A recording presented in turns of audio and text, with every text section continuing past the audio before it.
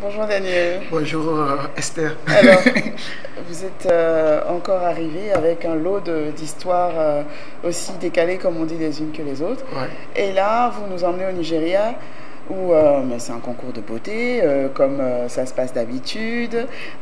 Miss Africa 2018. Tout se passe bien. La Miss est élue. Et puis là... Patatrac. Ouais, vous avez tout dit, hein. Tout se passe bien. Elles étaient, excusez-moi, elles étaient 30 à compétir. Et donc, le concours est à sa troisième édition. Ça se passe au Nigeria. Tout se passe bien. Elle a été déclarée vainqueur. Et on lance, comment on l'appelle,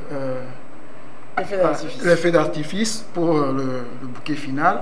Et dans la joie, l'effet d'artifice, un morceau lui est tombé sur la tête et sa perruque en afro a pris feu. Ouh là là. A pris feu et la panique a envahi la salle. L'animateur et l'ancienne Miss et un technicien se sont jetés sur elle pour essayer d'éteindre le feu. Elle est Il fallait enlever la perruque. Oui, fallait juste tout dépend comment elle était fixée. Voilà, elle savait pas. Hein. Oui. Voilà. Au début de la flamme, elle n'était pas au courant. C'est quand elle a senti une brûlure. Oui, la chaleur. La chaleur, qu'elle a compris qu'il y a quelque chose qui n'allait pas. Et voilà. Il fallait tout simplement enlever la perruque, comme vous l'avez dit. Mais quand la panique arrive, on perd les moyens et on essaie de bien faire, mais en faisant mal. En fait. Ça finit comment quand même? Ça s'est bien terminé. Elle est saine et sauve. Elle a gagné $35 000, un véhicule, tout ce qui va avec. Pas de dédommagement pour le... Non, pas de dédommagement. Je ne pense pas que c'est le comité qui a voulu que ça se passe ici. Mais vous savez que j'ai été dans une fois, il y a une dizaine d'années, dans un défilé en tant que spectatrice, oui. Et quelque chose de similaire s'est produit. C'est la tenue qui a pris feu ou c'est... Non, en fait, l'ouverture de la soirée se passait avec un mannequin qui avait une jarre sur la tête, qui était assez fixée avec du tissu et une flamme en fait, donc c'était quelque chose de symbolique.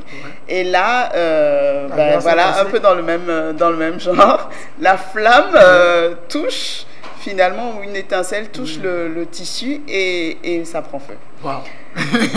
Alors c'est le promoteur qui a sauté, arrivé tel Superman et a éteint le... parce que tout va lui retomber dessus, forcément. Oui. C'est cela sa charge, donc il fallait qu'il...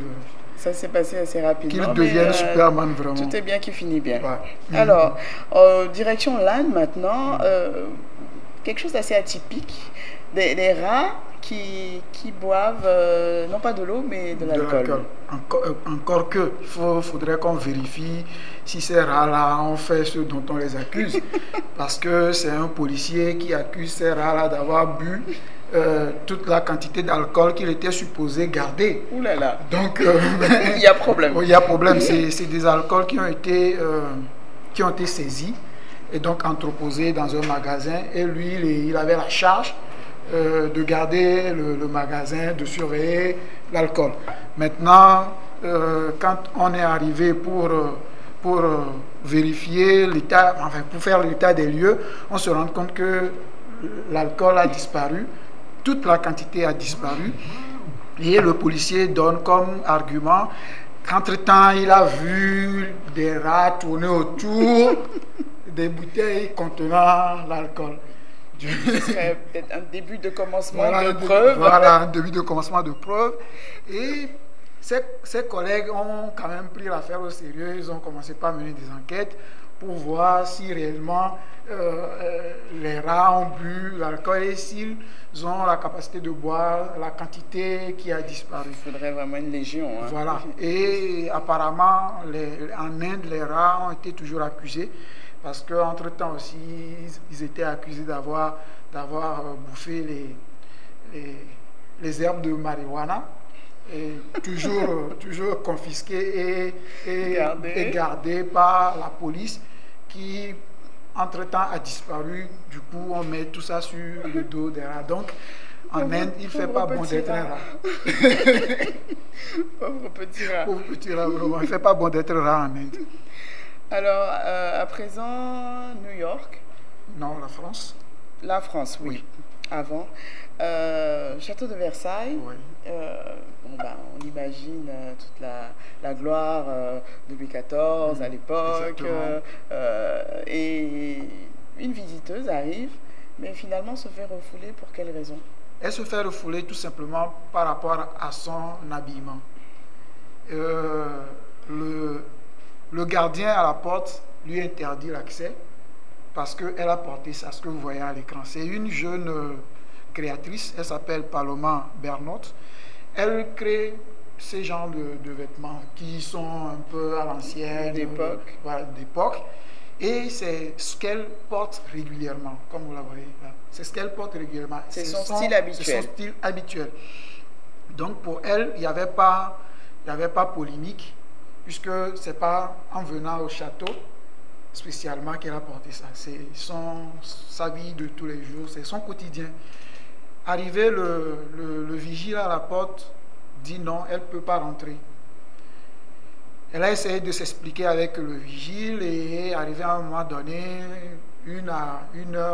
45 à 1 heure de temps après, on l'a laissé quand même faire la queue pour rentrer. Elle a fait la queue, elle est rentrée.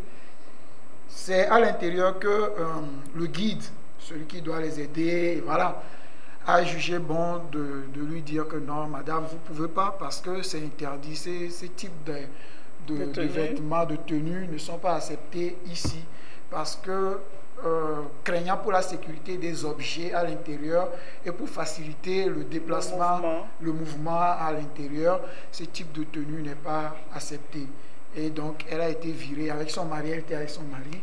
Qui lui était habillé en gentilhomme. Voilà, elle a été virée. Mais par après, puisque quand elle a été virée, sa petite sœur a posté la robe sur Internet, sur Twitter, et a fait le commentaire là-dessus, comme quoi aujourd'hui on refuse à une dame de porter ce qu'elle veut porter et d'aller au château de Versailles. Donc ça a fait un tollé sur les réseaux sociaux. Du coup, les responsables du château se sont excusés et lui ont offert 2 billets pour qu'elle revienne à une date de son choix. Mais elle tient à leur préciser qu'elle reviendra comme cela. Elle ne va pas aller acheter un t-shirt pour leur faire plaisir. Si elle va revenir au château, elle reviendra avec son accoutrement habituel parce que lui interdit cela, c'est faire injure à sa création. Bon, à sa création et puis aux tenues que les dames arboraient à l'époque pour justement se balader ou se déplacer à l'intérieur du château. Ouais. Aujourd'hui, on veut sauvegarder ce qui reste et donc on ne permet plus ce genre de style. Mais moi, je la comprends puisque elle l'a pas fait exprès pour le château, comme c'est son style habituel. Je pense qu'elle avait quand même le droit. Peut-être qu'on va lui trouver quelqu'un qui va l'aider avec la robe. Attention, par ici, par là, pour qu'il n'y ait pas de... C'est vrai qu'il faut quand même préserver ces objets de grande valeur aujourd'hui. Alors à New York, il semblerait que les extraterrestres soient débarqués ou se préparent. Que se passe-t-il exactement? J'aime bien, il semblerait, parce que c'est juste un festival de lumière bleue dû à l'explosion d'un transformateur qui a suscité des spéculations pas possibles sur Twitter. C'est un central électrique. Il y a eu un problème de panne et il y a eu des explosions qui ont projeté des lumières de couleur bleue dans le ciel. Et quand les gens ont vu ça, ils se sont dit, je ne comprends pas, mais ces derniers temps, les Européens, les Occidentaux et les Américains, dans presque toutes leurs émissions, ils nous parlent des extraterrestres, qu'il y a d'autres êtres avec nous, on n'est pas seul sur Terre, tout ça.